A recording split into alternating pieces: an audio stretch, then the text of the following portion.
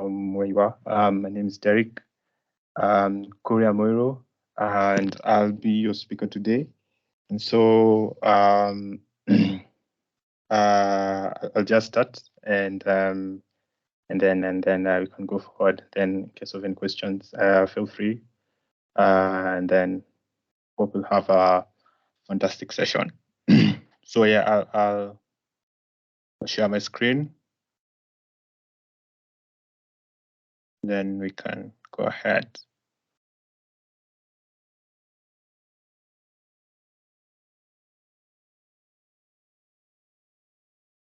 So I'll just start with a small PowerPoint presentation. I don't know what your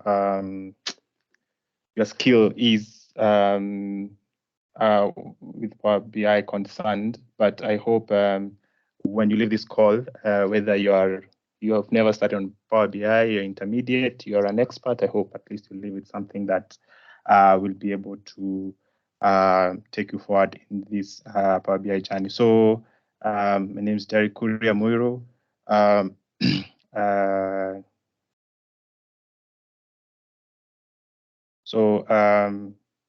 Today's focus, first introduce myself, then we'll look at what is Power BI, and then Power BI falls into the Power Platform. And we'll also look at what is the Power Platform, and then we'll have to look at the fundamental steps in Power BI, and then we'll have a quick demo just to introduce you to Power BI, and then to the Power BI desktop and the Power BI service.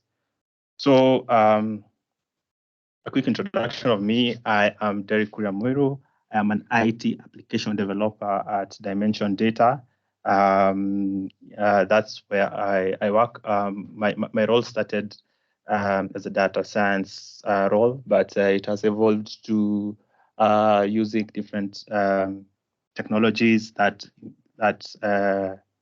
includes Power BI and the Power Platform. And that has been where I've been working for the last 2 years. Originally, I'm from Gong, Kajiado County, and sometimes I do poetry. And also, I'm a huge football fanatic. So to follow me, you can get me on Kuria_Muiro. That's my Twitter page, or an email if need be. All right. So let's jump into it. So what is Power BI? Power BI is interactive data visualization software. Of course, it has been developed by Microsoft, and its use or primary focus is for business intelligence. And so Power BI is just a tool used for data analysis that helps create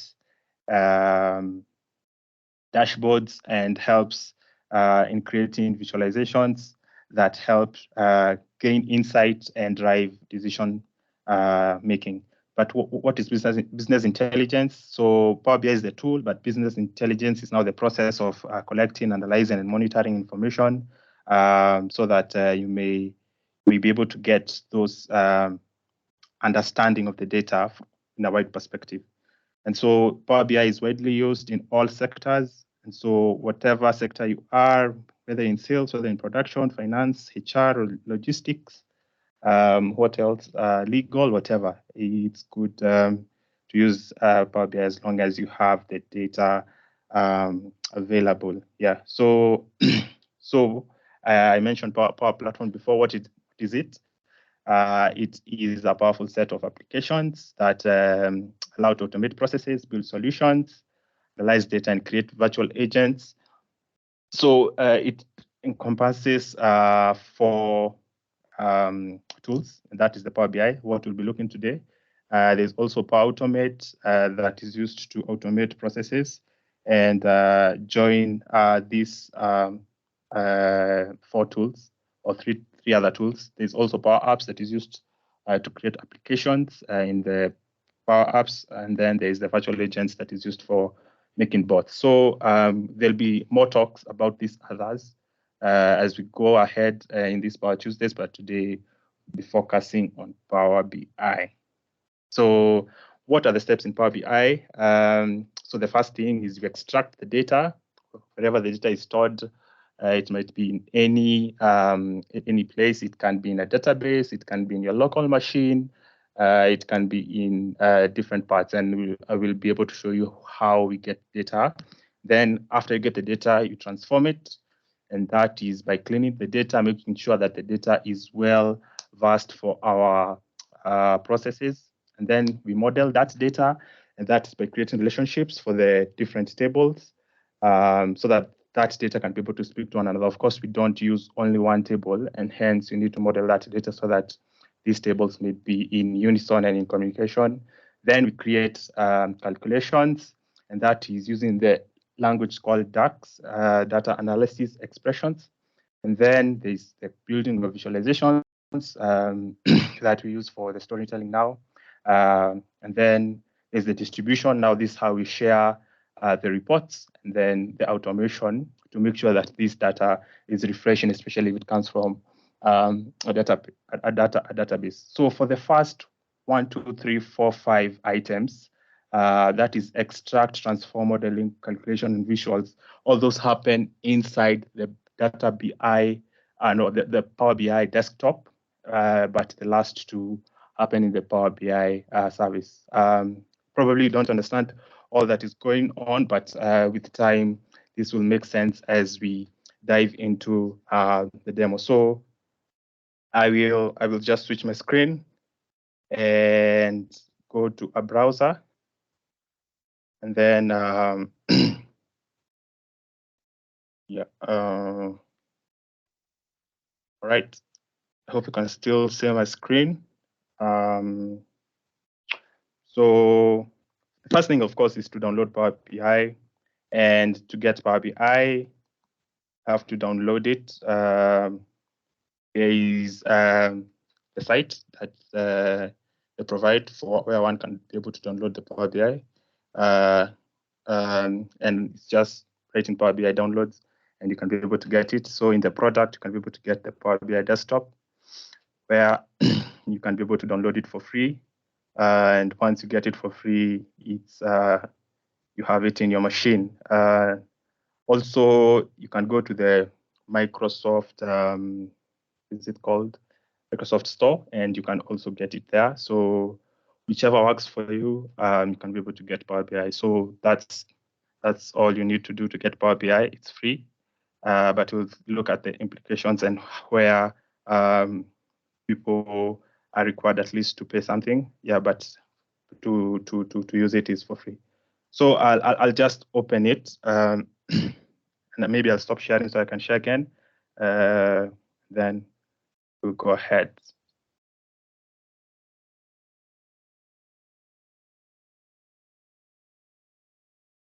So any question, just feel free to pop it up as we go forward. So yeah, I'll share my screen again as Power BI opens. So this is what Power BI is, and just this is the pane that once you have Power BI, after you've downloaded it and you have installed it, here is what you come to. And so you can see there's the tabs here. Of course, we have the file, the home tab, where you're able to get the data and transform it. You can also be able to insert different visuals and different capabilities that you might need. Of course, we have the modeling, where you can be able to add tables and add parameters. Some of them are quite complex at this moment. And then, of course, you can be able to make your data better by adding themes and just customizing the layout. So we won't look at those now. We'll just go straight to the first step, as we said, and the first step was to extract the data. And so we need to get the data. So I'll be using a data source that is quite easy.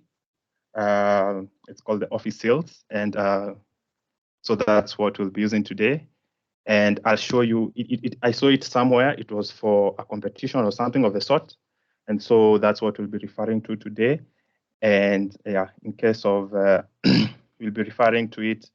I have another tab. Probably I should be able to open it so that you can be able to see what that data is about. I have saved it in my GitHub, so let me just pull it. Yeah, Power BI challenge.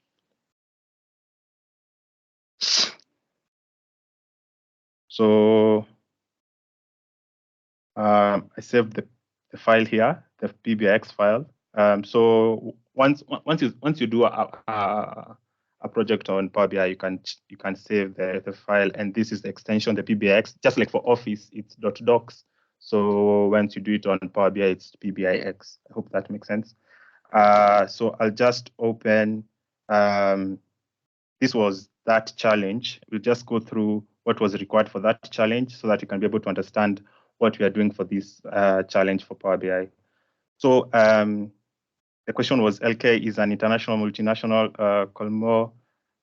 conglomerate which focuses on furniture and office supply sales. It has distribution centers all around the world, which generates delivery across what the customer needs.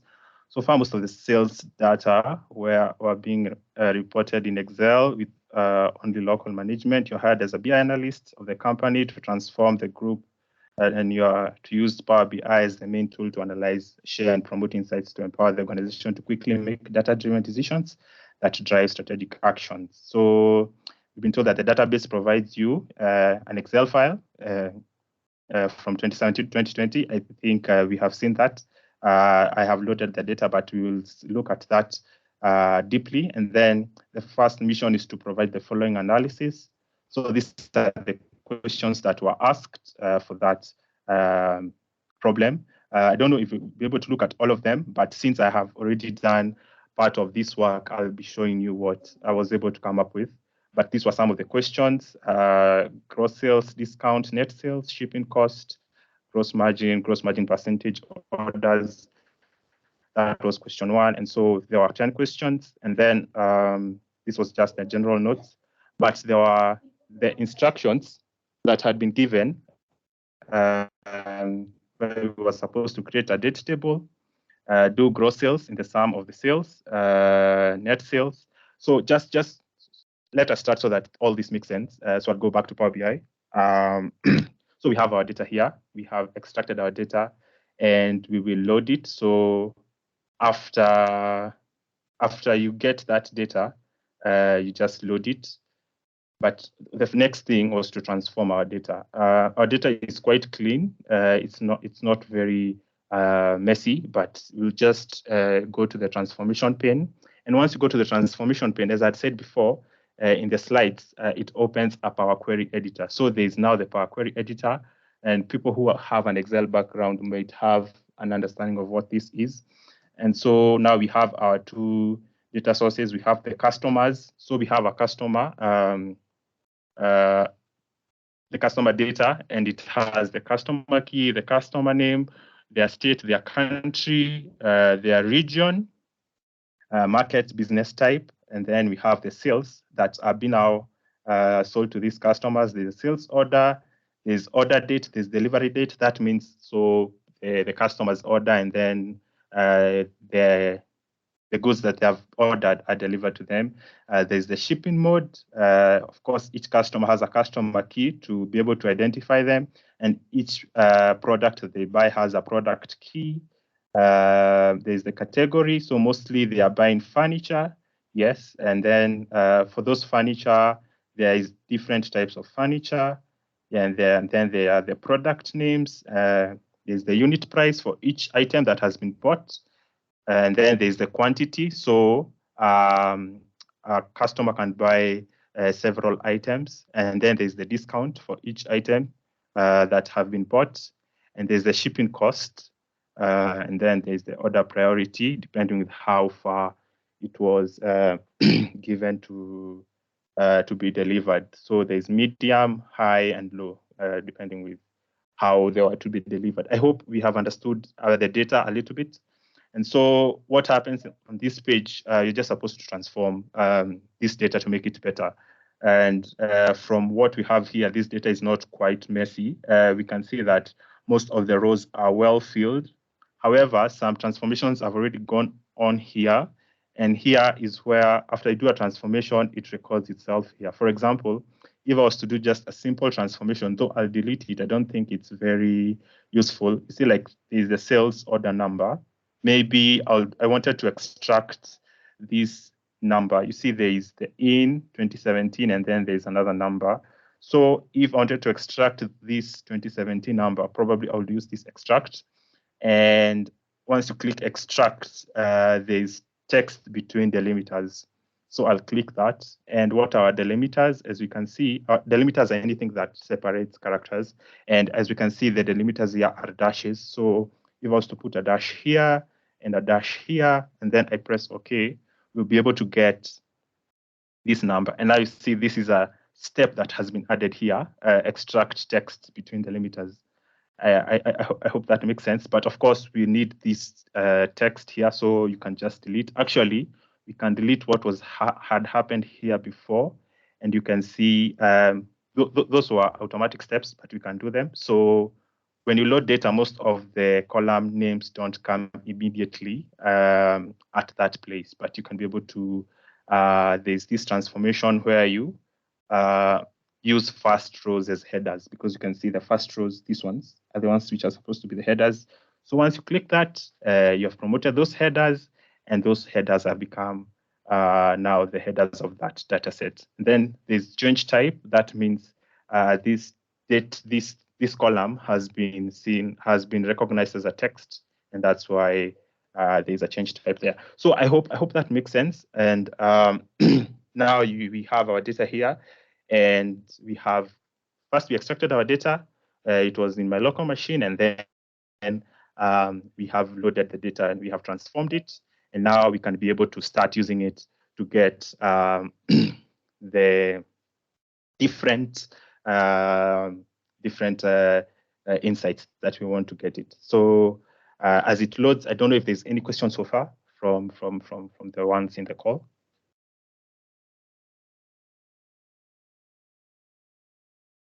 Okay, I guess we're good. So the first thing that I like to do, and I don't know if probably those who also do the same, I don't know if they do this, but let me go back. Yeah, so I like to create a date table, and I know most people are not very good with the date table, and they don't go for it. Wait first. I'm trying to,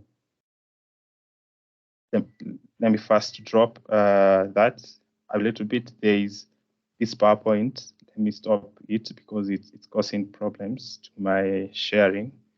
Then I share back again. Yeah. Good. Yeah, now I think we're good. Yeah, I was missing this task pane. So we have our data. And so the first thing, so I have a date table here, a very simple one that I use.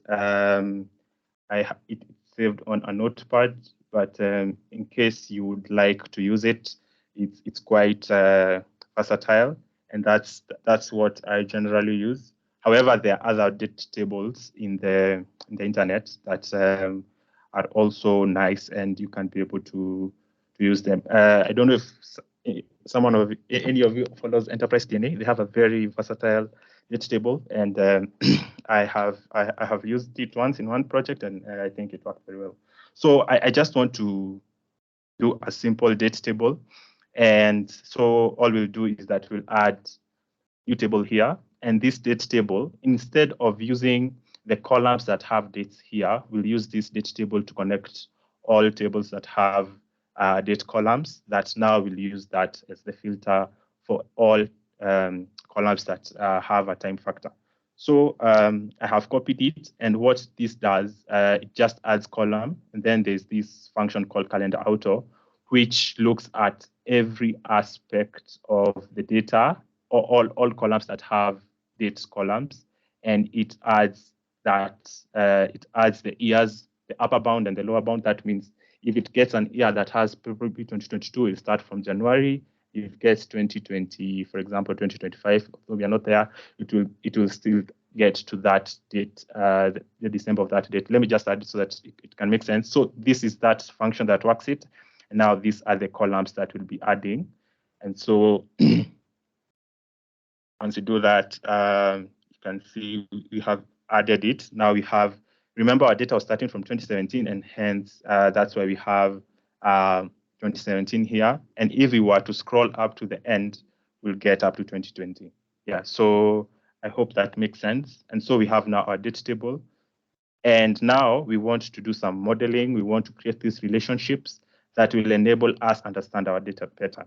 The good thing is that we already have, Power BI has its own way of seeing columns that are related, and they can be able to make a relationship. So we have 3 tabs here. There's the report tab, where I was before. And then there's the data tab, where you can be able to see the data. And then there's the this last tab here, where now one is able to create the relationships. Remember, we loaded 2 tables, the customer table and the sales table. And so now you can see that the customer key here has already been connected. And we can just look at that relationship. That means that this customer key has been connected to the customer key in the sales table, has been connected to the customer key in the customer table. And what does this mean? It's a many to one. That means one customer can have many orders because there's no need of repeating customers in the customer table. So one customer can have many orders in this table, and that's generally about relationships. So we can be able to filter through that.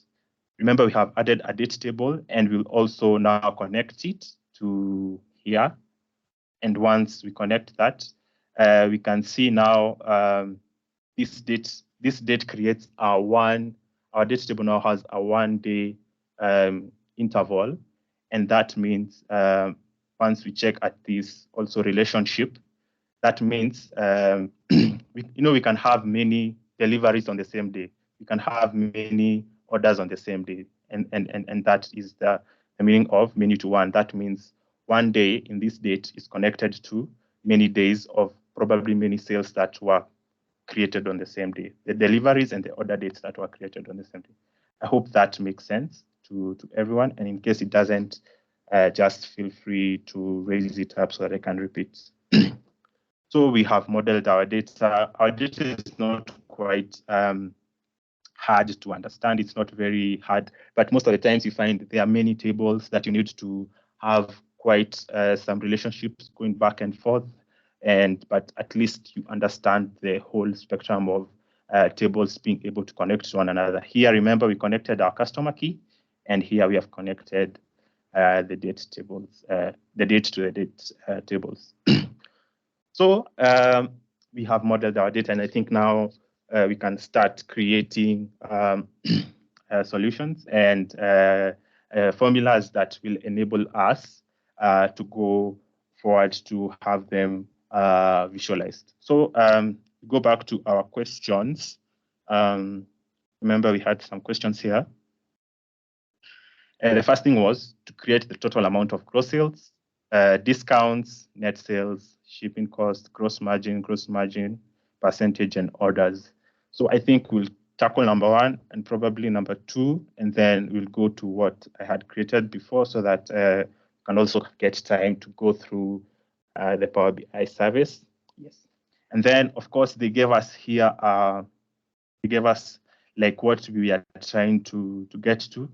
And so we'll try to copy what they have here, quite easy. However, some of the calculations might not come as what we have here since the data that I've used has been updated. And so we'll see how that will come about. So the first thing also that I like to do, I don't know if other people do this, but I create a measures table. And I'll show you what a measures table is for. I like putting all the formulas at a specific place, especially formulas that are related, so that I don't get confused as I go forward. And so what I've done, I've just hit the enter data here. So there's this functionality where you can be able to add your own tables, especially if the tables are quite small. But I just use this functionality to create my measure table. And so once I've created it, it has come here. And now I can be able, you just right click on it and it brings the new measure. And so I can click the new measure. So let's just go back to our data and see what we want to get. We need to understand this data well so that we can be able to do the calculations that we have been asked. The first thing we were told to calculate was gross sales. And gross sales is the sum of all sales, unit price times quantity.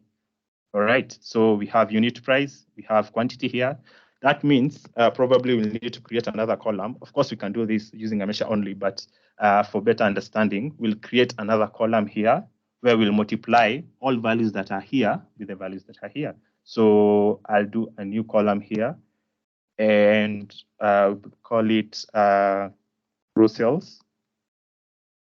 And gross sales, we have said it is multiplying sales. So what you do is first you call the name of the table, and then you call the name of the column.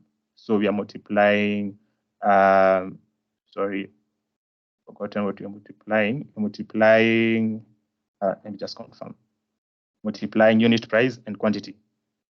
Unit price, that is, and then you just put the asterisk for multiplying times the sales.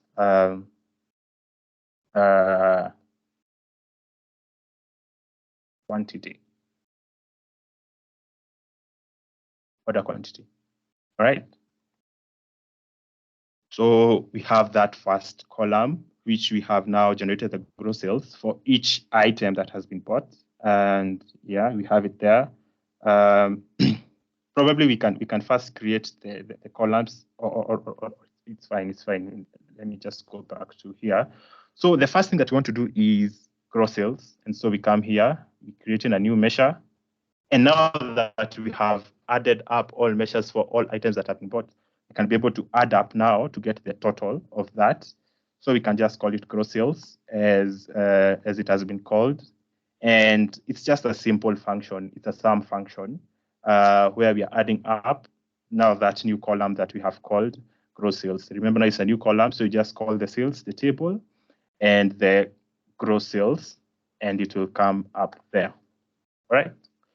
And yes, so there it is. We have this formula now. It's called the gross sales. You just drop it on this pane here.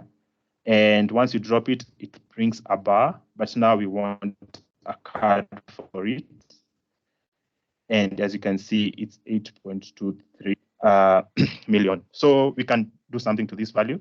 We can change it to be a little bit better and understandable. The first thing is that I like to give it the full value. I don't like it summarized. So we can have it 8.222. I think it's quite big, so we can reduce the size. So this is the place where you play with this, how the value looks, how the value appears. So we can reduce the size. And also, probably you can remove that decimal place. Doesn't make a lot of difference. We can put this decimal point to 0. And probably you can also give it some commas. So yeah, I think that's better. And so that's the gross sales that we have there. I hope everyone is following. We are creating the gross sales for this data. We first multiplied 2 columns, and now we've done the sum of that column that we have created, and this is the value. All right, so we are done with the first one. And so what else? We'll need to do discounts. All right, and so we go back to our data and look at what is discounts and how will we be able to get the discounts. Now, here it's not as direct as we expect, since we have discounts in percentage format. That means we'll have to get them so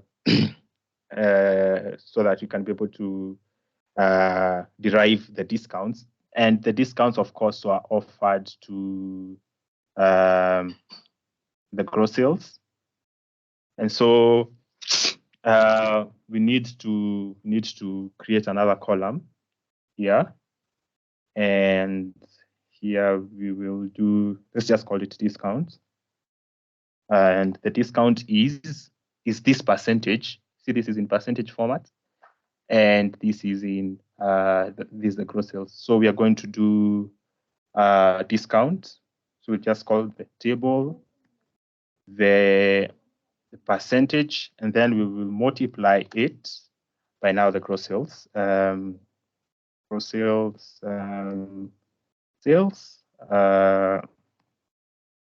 gross sales. Right. Yeah, and it's good to see if this data makes sense. Like if it's 0.2 of that data, that is 20% of this value, and is 20% of 30 at around 6? Yeah, I think so. So it's just good to check if your calculations are okay before before displaying them and probably presenting them. Yeah, so we have this discount. So this is the discount that was offered. And I think we were told to find the discount total. So we'll create another measure here.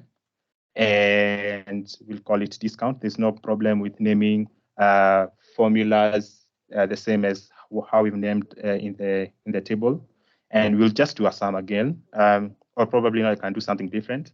It's something called sum X, which now requires me to call the table first, and then call now that column, which we have created, and it's called discount, right? Yeah. So it's the same as sum. You can also do sum of sales discount, no difference. And we bring the value here. We do formatting, so we change it to a card. A card displays the number in its format. And so that we can be able to save time, we can, I don't know if it's laziness or efficiency, but you can format paint this item so that it can be able to be in the same spectrum, or it can also almost be the same as the other value, instead of formatting, going back to the visualizations and starting doing the formatting again. The only thing that it does not accept is the decimal, and so I think that one we can do manually by doing 0. And also I cannot see the chat, but I can hear messages coming in. So Shadrach, if there's any question, just feel free to ask it. So we have the discount there. What else do we want? We want net sales. So what is net sales? Let's see if we got a formula for net sales. And it says net sales is gross sales applying the discounts. That means we need to subtract the discounts from the gross sales to get the net sales. And I think that is quite understandable. And so we can, there's no need of creating a column for that one. We can just do a quick formula here. It's net sales. And we can do just, can subtract these two. So it's gross sales minus discounts. So, yep. And we get a new formula there. And we do the same thing. And we format it. Yeah, there we have our value. It's called net sales. And so I hope you're getting the pattern of how to be able to develop quick measures, not quick measures, but measures that are needed to be created. And so just remove this decimal, put it to 0. Automatically, it is usually 2, and then give the value commas. And yeah, I guess we're good. Let me just come to the chat in case there's any question. Okay.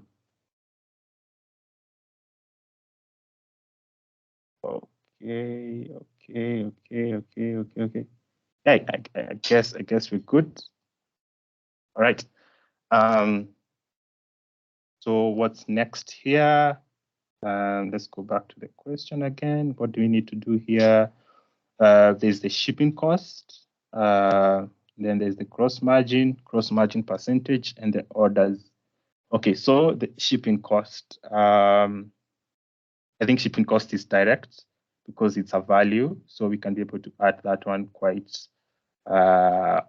fast. Gross margin. What's gross margin? Gross margin is net sales minus shipping cost. Okay, right. So first, let's get shipping cost. Let me just show you where shipping cost is so that you can understand what's going on here. So it's in the sales table. So I've highlighted that table. And as you can see, this is the shipping cost. And so we can just add this value. Yeah, so we go back here, we create a new formula, and we just call it as I have called it, shipping cost. And it's just the sum of, it's in the sales table, and we are adding the shipping cost. Quite direct. And once it loads, we put it here, turn it into a card, and we format paint it to be a bit smaller. Yep. So I'll just turn to the decimals 0 and give it some commas. Yeah, and I think we're good. So we had seen the gross margin is the shipping cost, or is the net sales minus shipping cost. That's what we'll do now. So that's the gross margin, which is the net sales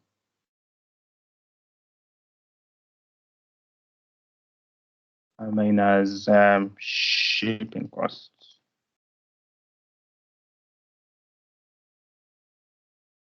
Right, we have another formula there. Same thing. Yeah.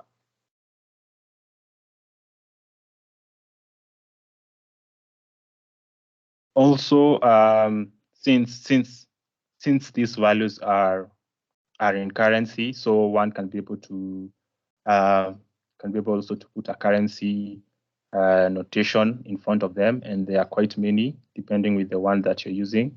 So, but I think for ours they were dollars, so you can just select it and put dollars. Yeah, and then of course you remove the decimal again. Yeah, I hope format painting will work. You will try to format paint the rest. I don't think it's working. It's not working, yeah, but just wanted to show that for better understanding, one can also put this sign to show that it's a dollar sign or something of the sort for better understanding of the data. Okay, so the last one was orders. No, we had gross margin percentage.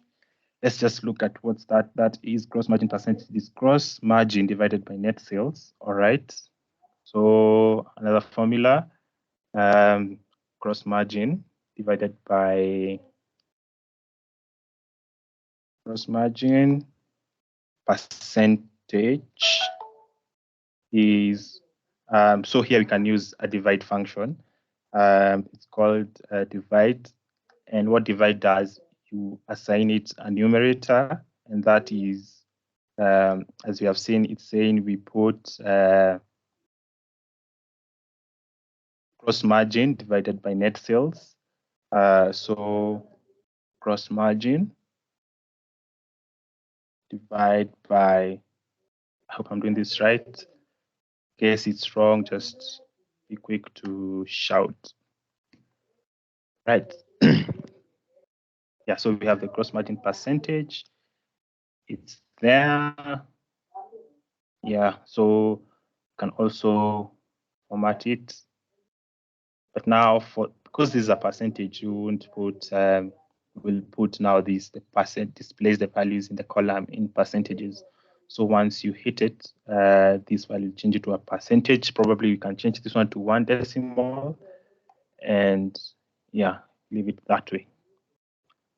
I hope we're good so far. I think the last one was orders, and let me just show you what that means. So remember, for every client or customer who orders something, they're given a sales order number. So if we were to highlight this column, you can see all rows are around 30,000. That's 29,999.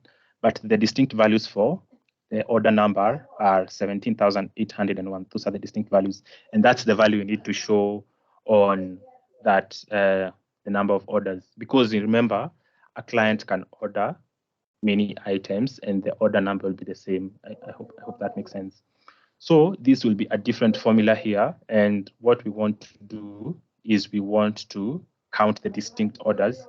And so for orders, we'll call it, there's a function called distinct count, and distinct count counts all items that are not repeated. So if it sees an item that it had counted before, it skips it, so that everything that it accounts for is only represented once. I hope that makes sense. So we are taking the order number, sales order number. That's the value we want, and we'll represent it here. Put it in a card and format it. So we can see it's the same value that we had seen here, 1701, and it's the one that we have somewhere here when we had chosen these columns, 17801. Yes. So I hope we are on the same path up to there. And don't know if there are any questions before we create the other items. One can also be able to, you can select all these. Select all here, and then you can format them and distribute them horizontally. This gives equal spacing to each one of them. So it's a bit better. You can also take them up if you want to. Yeah, and it's good. All right, so I think we finished with these items up here. So we want to try at least 2 or 3 visuals here before I go to now the whole. I can try 2 visuals here or 3, and then I show you what I did for this challenge. So the first thing that we want to try is this. So here we have a stack that shows we have the gross sales. I hope you can see there's a gross sales, there's a gross margin, and the percentage is this line that is the gross margin percentage. So we'll represent that on this page, and I think this is the best that will help us with the line and clustered column chart. It has the line and the columns. So yeah, that's what we'll use here. So as you can see here, the x-axis is time, and you can see here it's time in years. So I think we'll start with that one first. And remember, we created a date table. And this is the good thing about the date table. We don't have to go and start looking for columns that are in the table that we don't know which one will represent. So we'll just put it as it is. We'll put this date, the date that is here, and I'll show you how it will help us. And then what else do we need? We need the gross sales, gross margin, and the gross margin percentage. So for that, for the gross margin, I think we're done with this part. So we go just to the measures. Let me delete this column because it is not helping us. Remember, I added it when I entered data here. So I've not created a measure there. And once you see this table has now become a measure table where it only shows it has measures only. Yeah, so we want to add those items there. The line, the first thing I remember is the line that we'll put in our gross margin. And yeah, there it is. What else do we need to put? We'll put I think it was gross sales. Yes, gross sales and gross margin. So gross sales, this is a column value, so I'll put it there. And then gross margin, I'll also put it there. Good.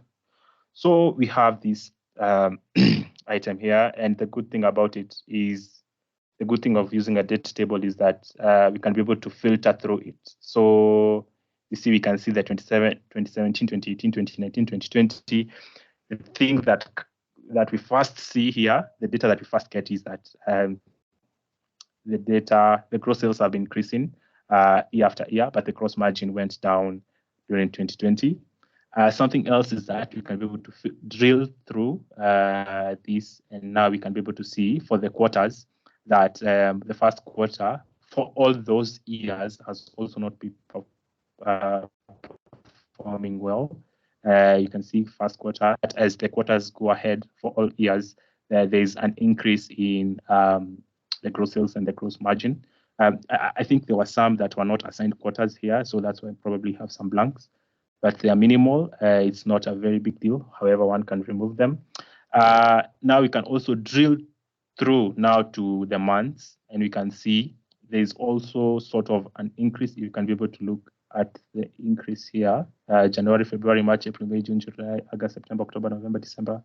There's an increase in the gross sales. And if you were to go further, now these are the weeks. Remember, we represented the weeks also in the date table. Nothing stands out really as much, but yeah, I think it's also a good thing to say. The good thing is that you can be able to expand this. You can expand a specific visual, and you can be able now to, if you're presenting, you can be able to focus on a specific visual and say, for example, at week, this is probably week 23, 24, there was an increased sales or something of the sort. Yeah. So there's the month. So you just drill back months, quarters, and then the year. And that's the main one. And so using that, you can already start gaining insights about this data that we have here. Sorry. All right. I think we are good up to there. We have one visual. So we've tackled this one. What they have done here is that their gross margin here, their scale starts from 0 to 100. But this one, as you can see, starts from 74 to 86. So that's why probably this one has a lower depression here rather than having something that is almost straight here.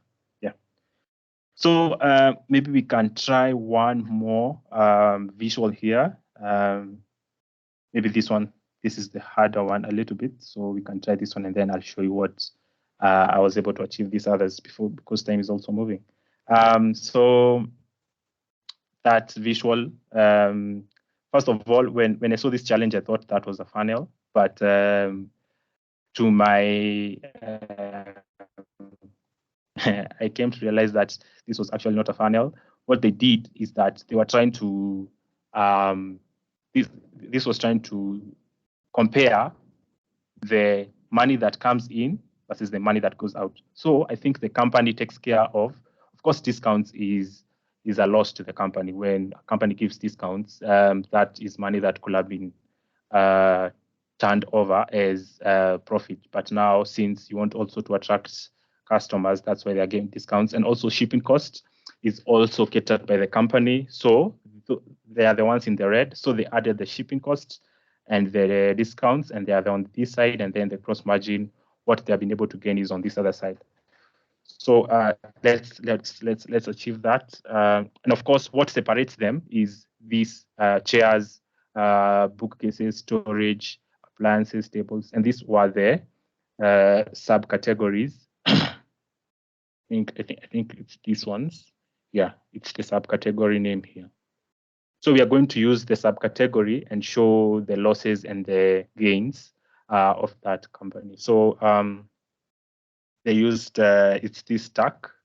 And so the first thing that we've seen they have the gross margin. So we're going to add it. Sorry, let me scroll here. Yes. So we are going to add that subcategories. Let's start with the gross margin. This is one of the values that we'll be putting here in the values. Yes, and then let me just search. You can also search for something here. So it's the subcategory. This one will be in the axis. So we have one side, and that's the gross margin. All right, so we need to combine the discounts and shipping costs. So I'll create that new formula here, discounts and shipping costs. So I can just call it that, discounts plus shipping cost.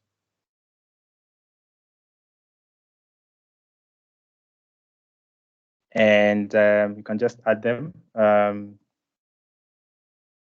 Discount as shipping cost. All right. So let's first do it this way. I know it will not turn out as we expect it, but if we were to drop this formula here, that's what happens. So they all add up to one side. But remember, for what we had here, the discounts and the shipping cost were on this other side. So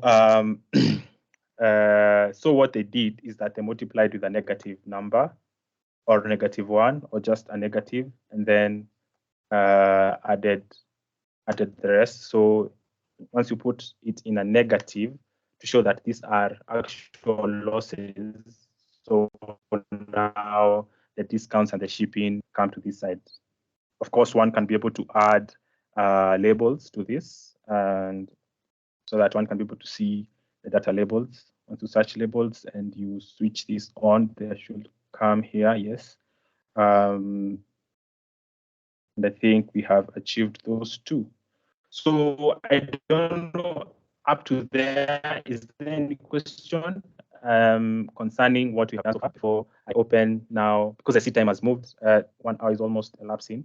Any questions so far before I show what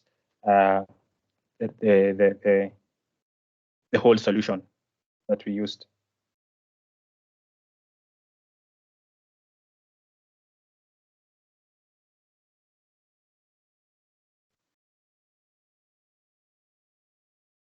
Am I already able? Maybe I've been talking to myself for the past 1 hour. Yes, you are audible, and we've been following. Yeah. All right. Thank you for that. Just give me a minute. My internet is running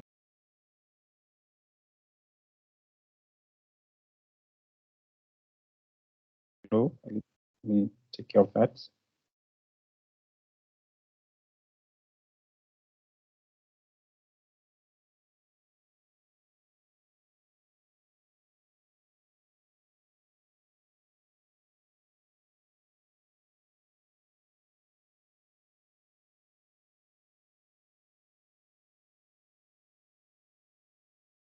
Yeah, I guess it should be back.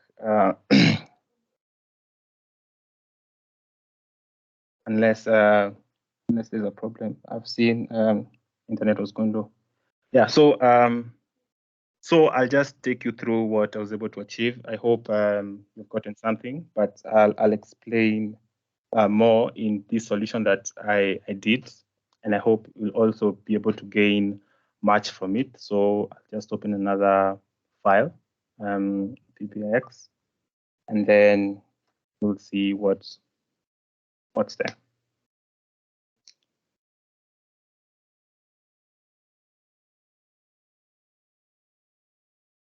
Right, so yeah, it's opening up. First of all, forgive the colors. I did this some time back, so I believe I have a better sense of colors. So what is happening here is, so I created a homepage, and this homepage was just to, once you open the dashboard, what you are able to get to as once you arrive and once you open the dashboard. I don't like giving a lot of information when one opens the dashboard, just giving very little information before going to the solution. And so just go through some of the formulas here quickly. So I just wanted to check the number of products, and as you have seen, we used a distinct count before, and that's what I used here.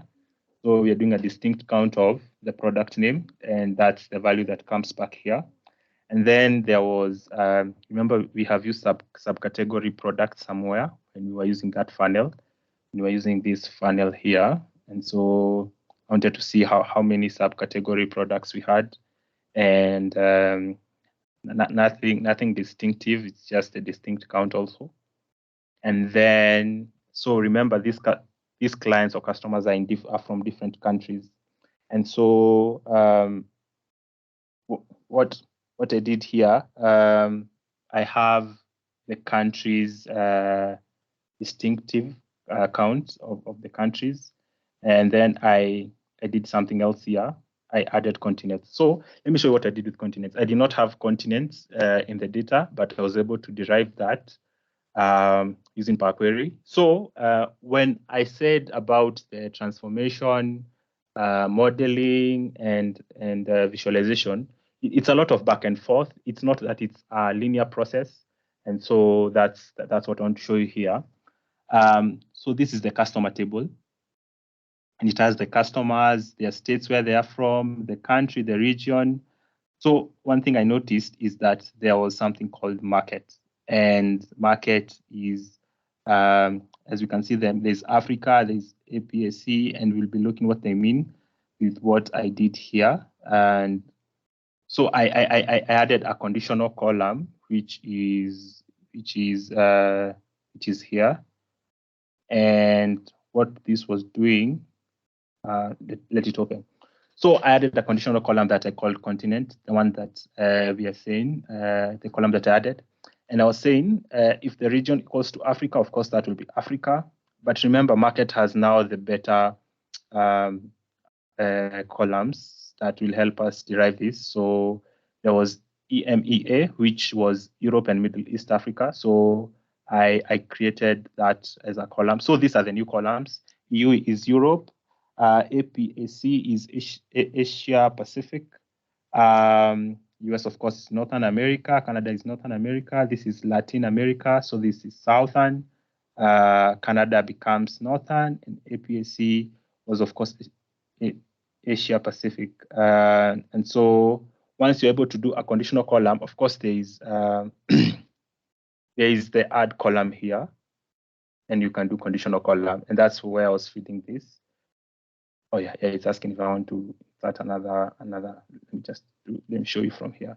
So conditional column, and then so I was using, you call the column name, and then you put the operator that you want to put it and the output that you want to put. So if region is equals to Africa, call it Africa, and that's what I did. And so after doing that, so let me close this. This is the Power Query. Let me close this. So I was able to come up with the number of continents, which I think was a good, thing to add to the data. All right. Now the page that we were dealing with is this one. I believe there's nothing that you haven't seen here as much. Let me just clear these filters. I think I had selected some stuff here, so I can show you what's going on here, and you can be able to see if we'll get some insights from this data. All right. Yes, so we have some filters.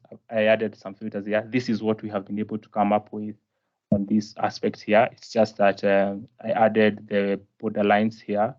And yeah, I hope it is better understood when it's that way. Let this load. Yeah, good. And then now we have this gross margin and the discount. So these are the losses, and then these are the profits that they were able to make from these items. That means they are probably selling more chairs, bookcases, and that order goes that way. So remember, we have country in the customer, so we can use country as a filter. So for example, I can check Nigeria. Actually, we have Nigeria. So if I filter Nigeria, I'll be able to see how has Nigerian sales been, the gross margin and the gross margin percentage.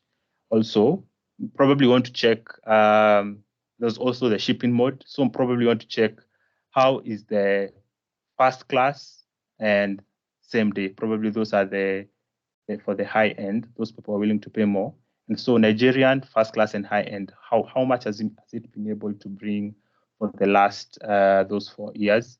And once you do that multiple selection, it gives you a different view of that of these charts. And then you can also check the year. So probably you want to see just a specific year, and that specific year especially will be very helpful with this site. So probably choose 2019. Yes, and then there was something else that I added. So I added a currency filter. This one is quite extensive. Let me see if I'll be able to explain it very fast. So I created a table. Remember how we were creating tables? I think I showed you this. You just enter data here, and you can call it currency tree or whatever. And you can give the currencies here. So the different currencies. So you can call currencies can be USD, it can be Kenyan shillings, it can be TZ shillings, I think it's written that way. It can be the South African rand, and maybe let's add one, maybe the Japanese yen or something of the sort. All right, now remember our table was in dollars. So we have another column here called per USD. And for, of course, USD per USD, it will be 1 because we are dividing. But now for Kenya, of course, has a weaker currency. So I'm just guessing these values. Probably it will be 0.88. Tanzania has a weaker, so something of the sort. South African is quite strong, so it can be something of the sort. Probably yen is strong, I'm not sure. Maybe it can be 1.2345 or something of the sort. So this table, once you load it, we'll use this one to divide. And that's what I did here. So I have the USD, I have the per USD. Of course, this is just a description to explain what this is, and then the country, if need be. So that's what I did. After creating a currency table, there's one, you just need to add one formula that is called, that I call selected currency. And what selected currency does, it just takes the values of the selected currency. So these values are the ones that we will feed into this drop down here, right? And that's what I put here. And then now, for all monetary measures, and monetary measures are measures that have cash, for example, gross sales, shipping cost, gross margin, discount. Of course, all those ones are monetary, but things like total orders does not have any monetary attachment to it, and so is number of customers. So all monetary costs, I added another measure, and this is just a switch statement, or what we call, what is it called? Like, what is it called in normal programming?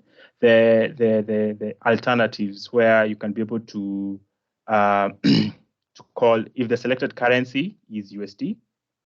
No, remember we are doing this for discounts because we're saying we're only changing monetary column. So discounts, selected currency is USD. So discounts, we divide by that value that we assigned there. Remember the 0.001 is 0.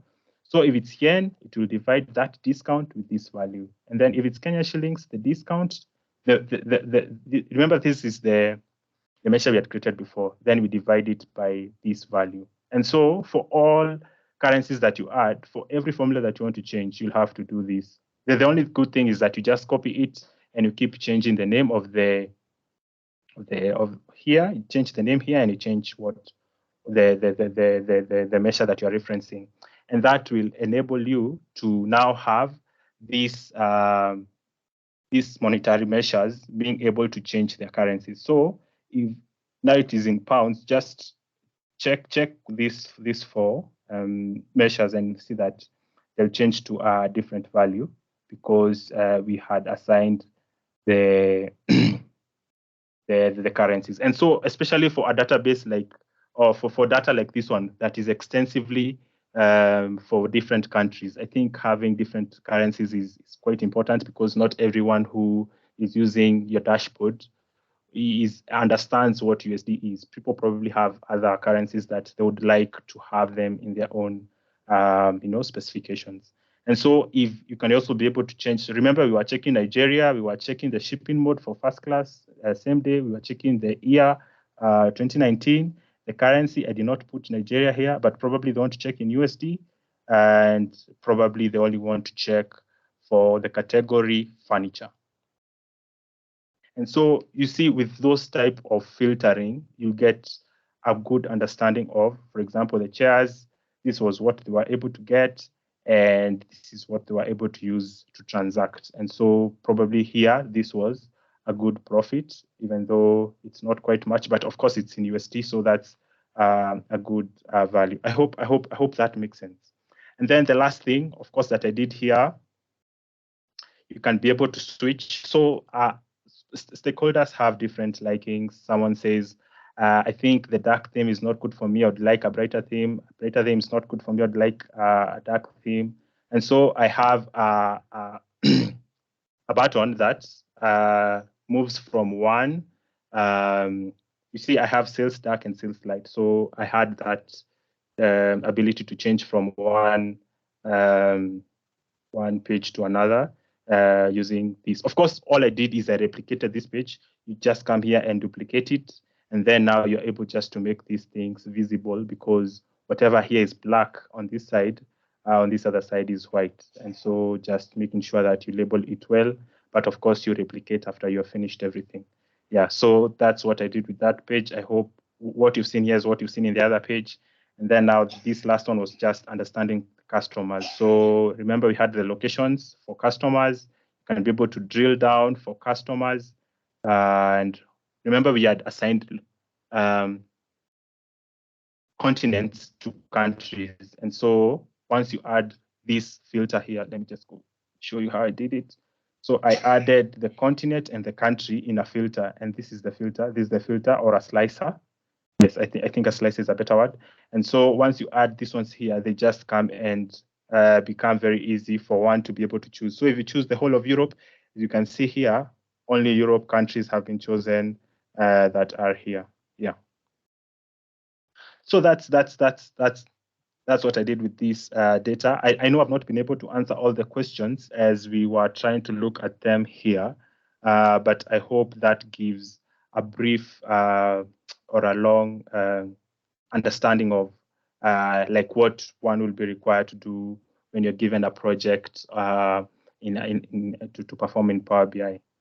Yeah, so I hope you've understood. So what I want to do, I want to publish this, and so you just go back to your home screen, and if you have license, most people don't have licenses, but if you have license, especially if you have a school email or a work email, being able to use to publish this will be quite easy. However, if you don't have, there's how one can be able to pay for a work email, and you're able to get different types of licenses. But let's first publish so that you can see what happens on the Power BI service. So we have, let's say we have already created this dashboard and it's ready for the user, and the user now is ready to use it. And so you can't be sending this as the way it is. You can't send it like the way you send Word documents with the extension of the Power BI. You need to publish it, and that's what you'll do. So once you publish, it will ask for you to save any changes that have been made, and it will request for you to have a workspace. So I'll just use my workspace instead of using a workspace that belongs to work. And so because I had already published before, it will ask for me to replace. But if you're doing this for the first time, of course, it will ask you to publish. Or let me do this for better understanding. Let me just save with a different name so that that it is understandable. So I'll call it Power BI Challenge. Okay. Now let's publish. Of course, now I don't have such I've not published before with the same name, so it will request. It will not request for me to replace. It just requests for me to publish in the workspace that I want to publish in. So workspaces are different places. They are like the wallets or the places where you want to publish. You can have different workspaces. Some of them can be paid. Some of them can be not paid. But yeah, I'm just using mine. That is the default one. And once you do that and you get a success message, once you open it, now it opens in a sort of link format. And as you can see now, it's now it's now on the web. The good thing is that you are the one who can control who gets it, and you can be able to share here. So if I was to put someone's email here or to copy a link and share to them, they'll be able to open this report. Of course, now once it's here, it's quite easy even to maneuver. One can be able to use these patterns that have been created here to go through and be able to send it to anyone, and consuming it from here will be quite easy. That's the good thing of the Power BI service, that whoever you're giving this report does not have to have downloaded the Power BI desktop. They can just use it as it is, and they can be able to consume the data that you have created here, and they can be able to make decisions from here. So maybe just to show you about the pricing. All right, actually I've remembered something. Let me show you something else. It's something called DAX Formatter. This is also something very cool. I don't know if any one of you has used this before. So what I'll do, I don't know if I'll get my, yes. So what DAX Formatter does, I think it's a wonderful tool that I saw being used somewhere, and I thought it's good. So DAX Formatter enables you to format your formulas. And I think this one is already formatted probably. And yeah. So you can see there's a bit of difference in that formula because it enables that formula to be well arranged. And because once you have done these projects, I remember we've done Power BI projects at where I work, and you have to explain some of the formulas so that because most of these things are replications from Excel, and so you need to explain and show that they make sense. And so sometimes taking formulas that have been clustered and put in together too much can be a little bit tedious. But as long as you put it here and you copy and you go back and paste here, you see now that formula has become a little bit readable and understandable to whoever that may be consuming it. And so, yeah, I think that's a good formula or website to use. It's called daxformatter.com. It was formed by the SQL BI guys, and it's a good resource to use. I can't remember what I wanted to say. Oh, I was to check for pricing.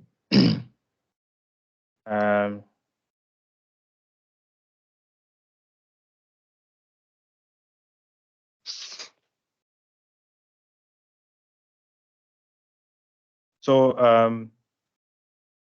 if one is able to pay for this, it's quite expensive, but not very. It depends with your pocket. But of course, if you're making money from creating such dashboards, I think being able to pay for such is not a big thing. However, it's like $10 a month. That is around 1,200 shillings. But if you are making quite extensive cache, I think it could be good. There is this per user. This is Power BI Pro per user. There is also the premium per user.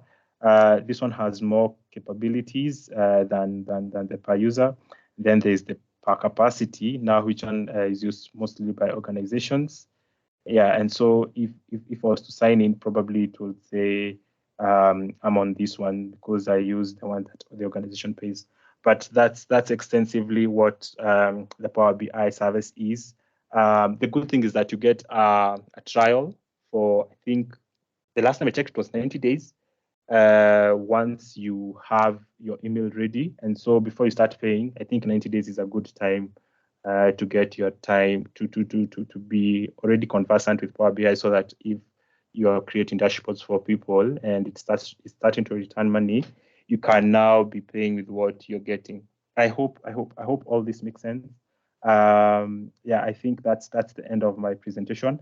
I've made some few changes here in this Power BI that I have saved, but I will save it to my GitHub in case anyone needs it.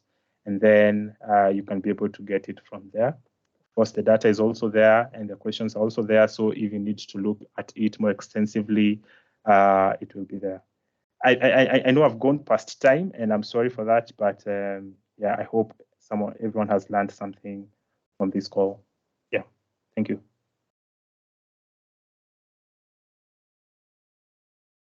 Shadrach, you there? Okay.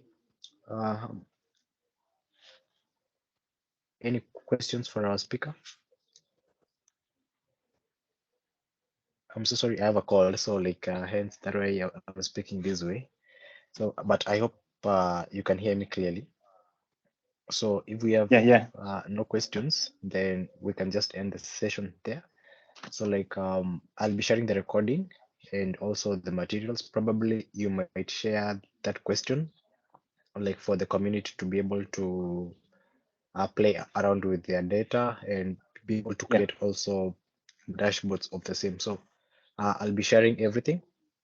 So please join in our Power Platform user group. So I have sent the link on the chat window. So that's where I'll be posting our all the materials for this session and also the recording. So that's it for today. Thanks so much, Derek, for that presentation. I hope we've been able to learn a lot out of it, and we are going to put into practice what we've been able to cover during this session.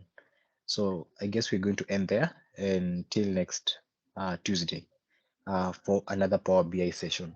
So have a good evening and have a good day. Thank you, Shadrach.